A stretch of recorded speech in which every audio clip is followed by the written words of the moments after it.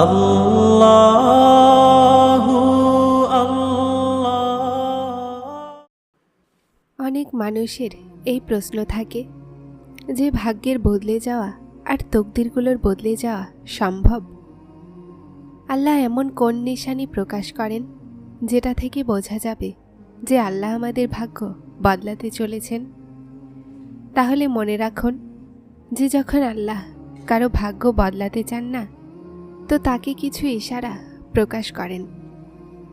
আমার রবের কোরআন এই কথার প্রমাণ দিচ্ছে যে তিনি কাদের জন্য মজেজার দরজা খোলেন, কাদেরকে তাদের মনের পছন্দ মতো জিনিস দান করেন, আর কাদের উপরে অসন্তুষ্ট হয়ে তাদের উপরে তার রহমতের দরজা বন্ধ করে দেন।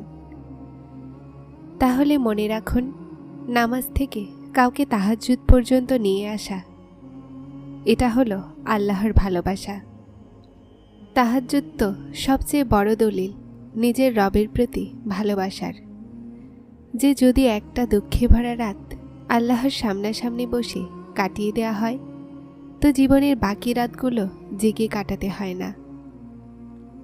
ফরজ নামাজের আজানকে সবাই শুনতে পায়, বরং তাহাজ্জুদের আজানকে বিশেষ কিছু সৌভাগ্যবানরাই শুনতে পায়।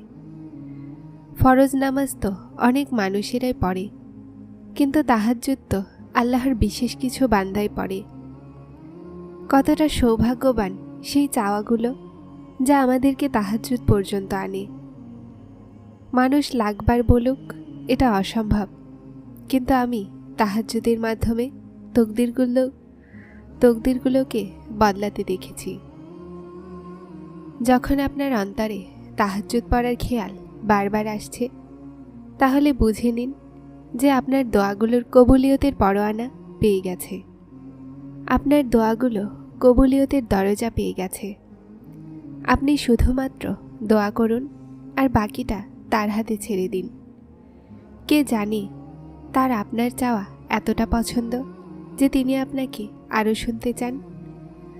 আপনার কোণে বিশ্বাস আছে আমার আল্লাহ, এজন্য আমার দোয়াগুলোর যোগাযোগ বহাল আছে এখন পর্যন্ত। আর জানো শান্তি কি? নিজের রবের সাথে একা বসে কথা বলা। যখন আপনার কোনো আশা নজরে না আসে, তো তিনি আপনাকে তাহাজ্জুদের মায়ায় লাগিয়ে দেন আর একটা নতুন আশা জাগিয়ে দেন। সেই রব আপনাকে সবচেয়ে বেশি ভালোবাসেন। সেই যিনি আপনাকে সবর দেয়, সেই যিনি আপনাকে শক্তি দেন, আপনাকে তাহাজ্জুদে ওঠার তৌফিক দেন। তাহলে আপনি কিভাবে ভেবে নিলেন যে তিনি আপনার সবরকে শুকরিয়ায় বদলাতে পারবে না? যদি এমন হয়ে যায় কখনো যে যেই কারণে আপনার আল্লাহর সাথে তাহাজ্জুদে মোলাকাত হয়ে যায় আর তিনি আপনার সামনাসামনি এসে যায়, আর সেই দৃশ্য আপনার জন্য কোনো মজিজার চেয়ে কম হবে না। এটাই তাহাজ্জুদ। তাহাজ্জুদ আপনার আর আল্লাহর মাঝামাঝি একটা বিশেষ সময়, আপনার দোয়াগুলোর কবুলিয়তের শেষ মঞ্জিল। রাসূলুল্লাহ সাল্লাল্লাহু আলাইহি ওয়াসাল্লাম বলেন যে আমার পরওয়ারদিগার অসীম বরকতময়। আল্লাহ প্রতিটা রাতে প্রথম আসমানে নেমে আসেন যখন রাতের শেষ প্রহর শুরু হয়, আর তারপর তিনি বলেন, কেউ আছো আমার কাছে দোয়া করার, যেন আমি তার দোয়া কবুল করি? আছে কেউ আমার কাছে চাওয়ার, যেন আমি তাকে দিতে পারি? আছে কেউ আমার কাছে ক্ষমা চাওয়ার, যেন আমি তাকে ক্ষমা করতে পারি? তাহলে যখন বিশেষ ক্ষেত্রে আল্লাহ আপনাকে তার দিকে ডাকছেন, তো কিভাবে আপনাকে সেটা দেয়া হবে না যা আপনি চান? রাতের শেষ প্রহরে বসে আল্লাহর কাছে হিদায়েত চান। আল্লাহ আপনাকে অবশ্যই সেই সমস্ত মাধ্যম পর্যন্ত নিয়ে যাবেন যা সফলতার পথ, যেগুলো থেকে হেদায়েতের আওয়াজ আসে। তাহাজ্জুদের মাধ্যমে তকদির বদলে যাবে। রাতগুলোতে উঠে আল্লাহর কাছে চেয়েই তো দেখুন, আল্লাহ অন্তরের কথা শুনে নেন। তারপর হোক মুখ থেকে কিছু বলা অথবা না। আর এই কথাকে কখনোই ভুলবেন না যে চাওয়ার থেকে নসিব পর্যন্ত যে দূরত্ব আছে তা শুধুমাত্র একটা দোয়ার। তাহাজ্জুদে গড়িয়ে পড়া প্রতিটা অশ্রু আল্লাহর থেকে কোণ বলানোর সুপারিশ করে। এটাও হতে পারে যে আপনি যেই মজেজার অধীর আগ্রহে অপেক্ষা করছেন সেটা আপনার এক শেষ দোয়ার অপেক্ষায় আছে। রাতের গভীরতায় আল্লাহর উপরে বিশ্বাস স্থাপনকারীদের জন্য সেই আলো যা মজেজার পথ দেখায়। আর যদি আপনার অন্তর এই আশা রাখে যে এটা কখন আর কিভাবে হবে, তাহলে জেনে রাখুন যে তিনি আরশের ধনভাণ্ডারের মালিক।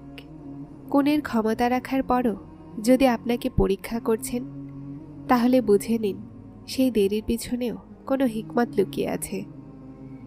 জেনে রাখুন অপেক্ষারও 3টি সূরত থাকে। অথবা আল্লাহ এজন্য অপেক্ষা করাচ্ছেন যে এটা সময় নয় আপনাকে সেটা দেওয়ার যা আপনি কখন থেকে যাচ্ছেন, অথবা তো সেই জিনিস আপনার জন্য উত্তম নয় যেটার জন্য আপনি অপেক্ষা করছেন, অথবা আল্লাহর আপনার চাওয়া পছন্দ হয়ে গেছে, এজন্য তিনি চাচ্ছেন যে আমার বান্দা আমার কাছে ফরিয়াদ করতে থাকুক আর দোয়াগুলো অবশ্যই কবুল হয়, কিন্তু আলাদা উপায়ে আর আলাদা সুরতে। আর সেখান পর্যন্ত আপনার ধারণাও পৌঁছাতে পারে না। আর কে জানে আল্লাহ কোন দোয়াগুলোতে কোন বলে দেন আর আপনার মনের পছন্দ মতো জিনিস আপনার ঝুলিতে দিয়ে দেন। যখন আপনি সবর করবেন তো রাস্তা আপনা আপনি আপনার আল্লাহ বানাবেন, কেননা আল্লাহ বলেন যে আমি সবরকারীদের সাথে আছি। তাই যখন আল্লাহ সাথে আছেন তো এর চেয়ে খুশির কথা আপনার জন্য আর কি হতে পারে। যিনি রাতের শেষ প্রহরে আপনাকে তাহাজ্জুদ পড়ার জন্য জাগিয়ে দেন, তাহলে ভাবুন যে তিনি আপনাকে খালি হাতে কিভাবে ফেরাবেন।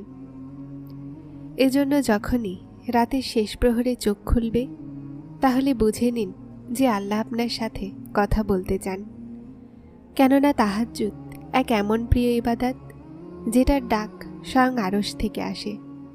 আর এই ডাক তার জন্য আসে যাকে আল্লাহ বেছে রাখেন, আর এটাই তার সৌভাগ্য। আর যখন মানুষ এই ইবাদত করে তো আল্লাহ পাক সেই বান্দাকে খুব ভালোবাসা নিয়ে দেখে আর তার সমস্ত চাওয়াকে পূরণ করে দেয়। আর এটা মনে আছে না যে যেই কাহিনী তাহাজ্জুদ পর্যন্ত পৌঁছে যায় তারপর সেটা আর কখনোই অসম্পূর্ণ থাকে না। যখন আপনি তাহাজ্জুদকে আপনার জীবনে শামিল করিয়ে নেবেন তো এটা আপনাকে সেই মানুষদের মধ্যে শামিল করিয়ে দিবে যারা আল্লাহর সবচেয়ে প্রিয়। আর বিশ্বাস রাখুন অন্তর বদলানোর নিয়তে তাহাজ্জুদ পড়বেন তো অন্তরও বদলাবে আর পরিস্থিতিও।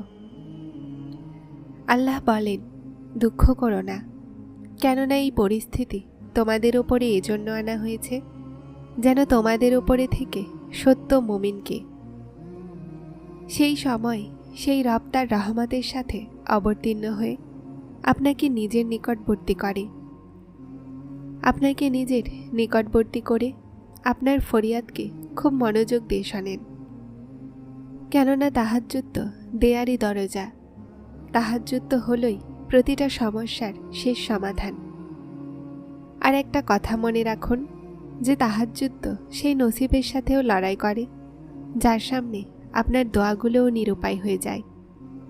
তাহাজ্জুদের দোয়াগুলো তো হলো মজিজার মাধ্যম। যখন আপনি দিনরাত এই চিন্তায় থাকেন যে শেষমেশ কখন আমার দোয়াগুলো কবুল হবে, তাহলে শোনো, আল্লাহ বলেন, নিজেকে দুর্বল হতে দিও না।